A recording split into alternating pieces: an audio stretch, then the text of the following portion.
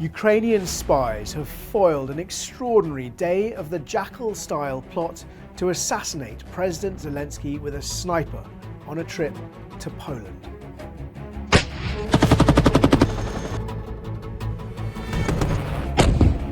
Kharkiv again.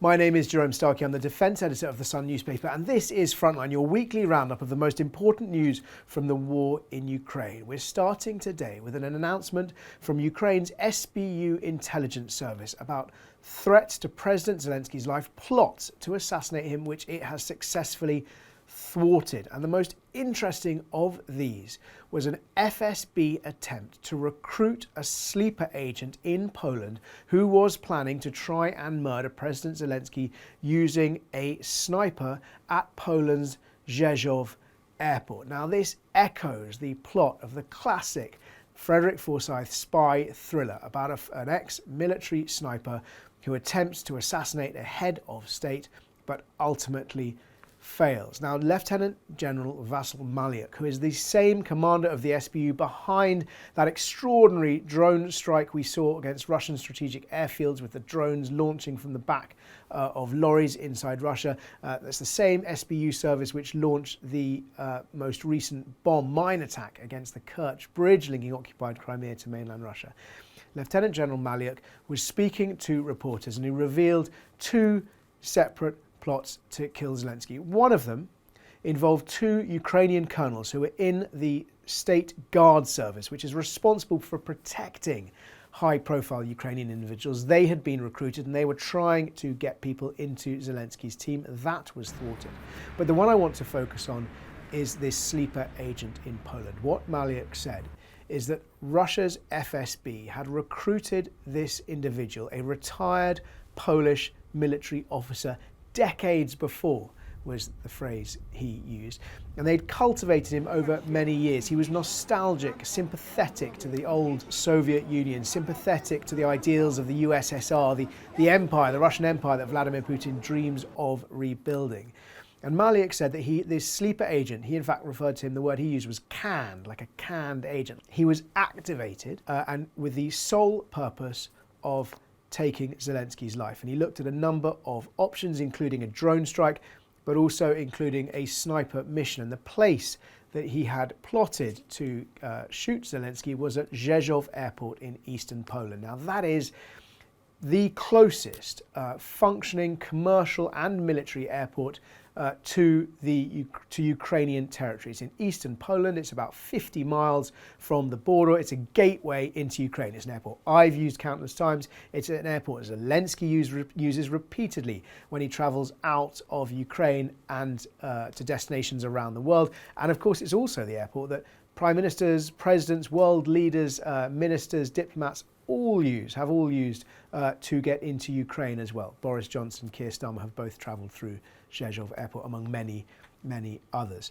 Now, General Maliuk didn't give too much information about how this operation was foiled, but he said he thanked Poland's Homeland Security Agency for their cooperation and said that working together they had successfully foiled this plot. Now, assassination attempts on Zelensky are not new, but what is interesting is that General Maliuk said that after these plots failed, Sergei Besida, who was the head of the FSB's 5th service, was sacked by President Putin, and that gives us an indication of how important to Putin and the Kremlin these attempts to try and kill Zelensky are. Now, when I met President Zelensky for an interview almost 18 months ago now, we asked him about these attempts on his life, and it was really notable. He sort of shrugged them off with a laugh and some indifference. He said that there had been at that point at least 5 or 6 serious attempts on his life, and he said the first time it's a bit like COVID, everybody's quite alarmed, but after that you just get used to it, and it's just part of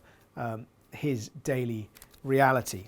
All of this comes, of course, against a backdrop of one of the deadliest and bloodiest months of the war in Ukraine, with Russia on track to launch more than 4,000 That's 4,000 missiles and drones in this month, June alone. So today, the day we're recording, is June the 26th, and by my tally, Russia has launched 3,981 missiles and drones. Those are the figures from Ukraine's Air Force, which produces a daily summary. So in the next 4 days, it is almost inevitable that they're going to break that 4,000 mark for the number of bombardments and airstrikes. And they have been devastating. We've seen at least 20 people killed in Dnipro and hundreds there injured. Similar numbers of killed and wounded in the capital, Kyiv, but these strikes have been happening right across the country.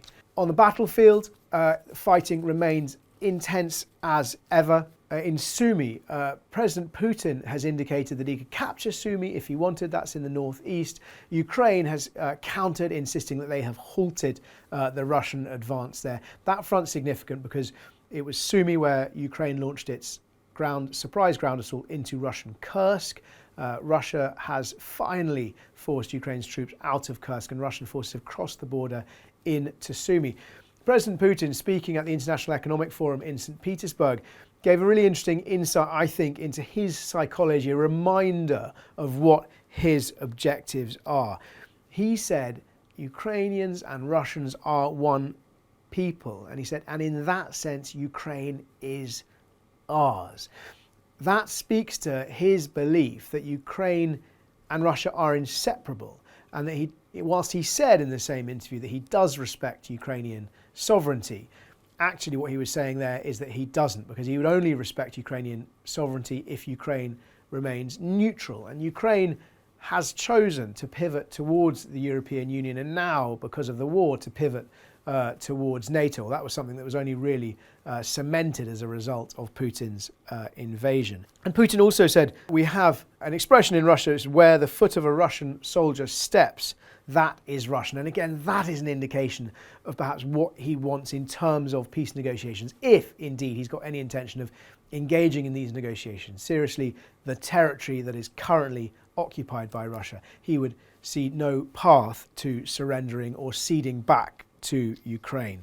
Outside Ukraine, a big NATO summit, the first NATO summit since President Trump started his second term as president. The 32-member alliance has agreed to increase spending on defence by those member nations to 5% of GDP. Now, that's a really ambitious target. It's slightly more nuanced than that. What it involves is 3.5% on core defence, that's tanks, ships, guns, soldiers, sailors, aviators, and it's 1.5% on security and infrastructure. So that could, for example, be upgrades to a railway that would be necessary to move military supplies around a battlefield. That could be upgrades to the resilience of energy infrastructure to make it hardened either to cyber attack or to have redundancy so that if one power station or network is knocked out, a country is not left without power. The Mark Rutte, NATO Secretary General, had been urging NATO members to commit to achieving this by 2032. But at the assistance of a couple of countries, significantly the United Kingdom, disappointingly, I would say the United Kingdom, that date was pushed right to 2035. But all of this was because of the very clear message that had come from Donald Trump, which is that Europe has got to pay for its own security. Remember, he'd warned that if countries don't pay their own way, then he would let Russia do what the hell they liked. This has also led to a rather amusing, extraordinary exchanges between Trump and Mark Rutte, the Secretary General. Rutte suggesting that Donald Trump was the daddy, or like the daddy. Actually, this is a reference to what had been going on in between Israel and Iran, with Trump's outburst saying that the Israelis don't know what the F they're doing. Rutte was saying that sometimes children are squabbling in a playground and you need daddy to come in and use some strong language to sort out the dispute. Then what we saw after that was Rutte denying the fact that he'd called Trump the daddy. But what we have seen is, because Trump has revealed a text message that Mark Rutte wrote to him, really fawning language. And what we've also heard this week is people describing Mark Rutte, the Secretary General, as the Trump whisperer. Because for NATO and for Ukraine, their future is, of course, indelibly linked to American support. And that support does feel fragile and mercurial under a Trump presidency, and it does appear that the way to foster and secure that support is to keep Donald Trump on side, and the way to keep him on side is through obsequious flattery. And so we saw that from Emmanuel Macron when he visited the White House. We saw that from Keir Starmer when he visited the White House. We didn't see that from Zelensky when he visited the White House, and of course there was that awful row that erupted in the Oval Office. And now we are seeing that flattery again from Mark Rutte. A couple of other things to mention. The Institute for the Study of War has picked up on an interesting tactical development that Russian soldiers appear to be making significantly more and sustained and organised use of motorcycles on the battlefield. It describes teams of 6 to 8 bikes, each bike with a rider and a pillion on each, so up to about 16 people, and using these to launch infantry attacks, to create diversions and attempt to flank Ukrainian positions.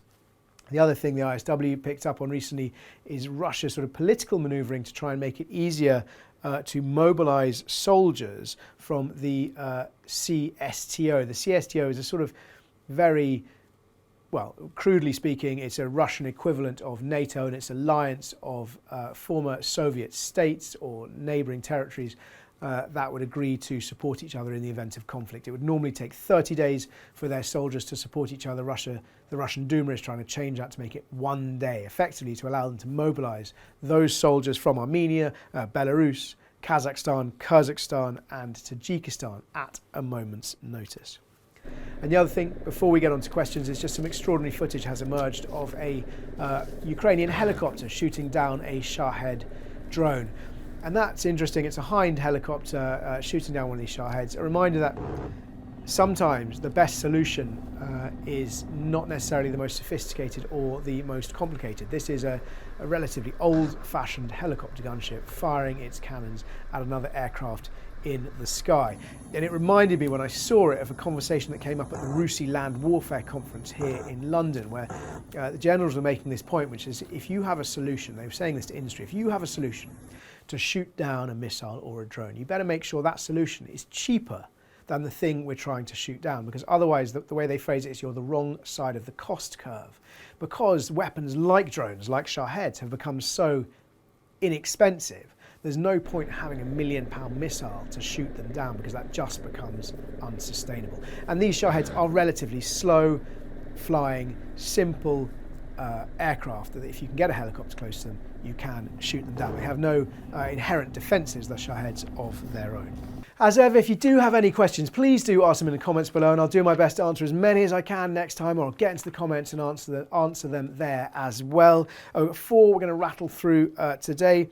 Question number 1 was about death tolls, just how many soldiers, Russian soldiers, or Soviet soldiers I should say, died during the Soviet-Afghan War. That ran from 1979 to 1989. The official death toll is about 15,000, with another 54,000 wounded, and academic research has suggested some 400,000 soldiers were hospitalised through disease over the course of that decade. But unofficial estimates suggest the real Russian death toll was far, far higher. There was the Soviet Union, famous as Russia is now for suppressing and obscuring the truth. But nonetheless, even were that death toll of 15,000 10 times higher, it would still have been dwarfed by the death toll that Russia has suffered in this current conflict, this 3-year conflict in Ukraine, of course now with 1 million casualties, and most estimates suggesting that's around 250,000 dead to 750,000 wounded or worse. Question number 2, slightly unclear, but I'll read it to you and then we can discuss it. Now Britain sees what America is doing to global alliances. Will the United Kingdom, will Britain finally wake up? And I wasn't sure how to interpret the first part of this question, what America is doing to the alliances, because America appears to be doing 2 things. President Donald Trump is rocking the foundations of international alliances, things that were taken for granted, that, for example, America would always come to NATO's aid, the fact that America was the guarantor of European security. Those certainties can no longer be taken for granted. But at the same time, what that has done has spurred European and NATO countries to do more towards funding and defending or defending themselves and funding their own defence. Will the UK finally wake up?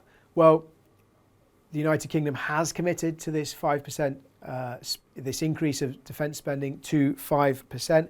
I mean, to put that in perspective, I think the last time the UK spent 3.5% on defence was 1993. The last time the UK spent 5% of its GDP on defence was in 1984.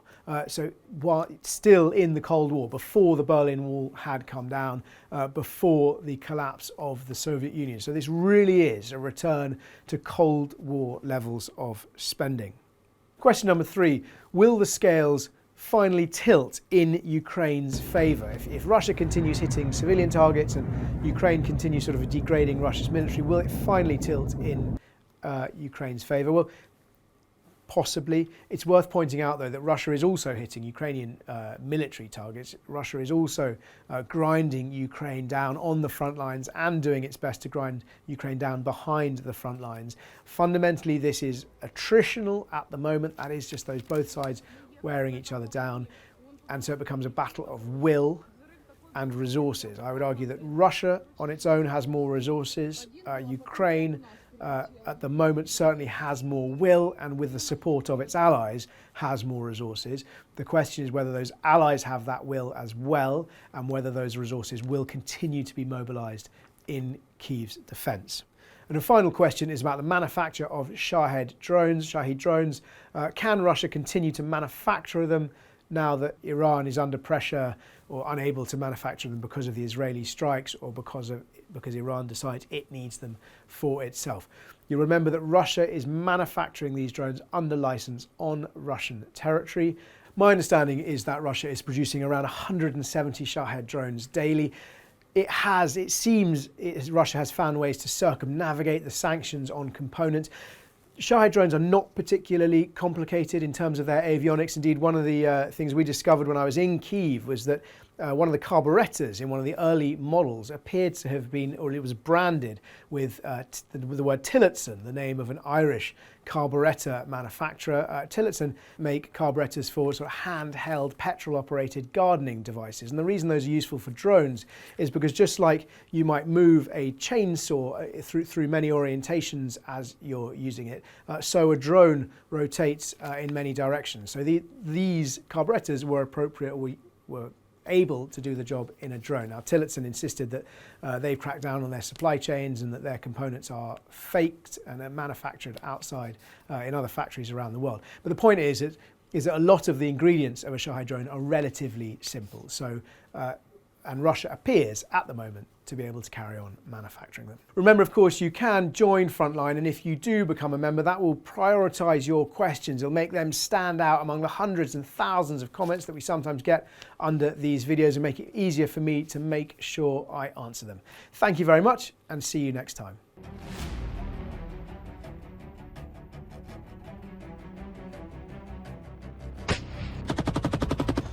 We're in a Ukrainian armoured vehicle, and we're heading towards the Russian border.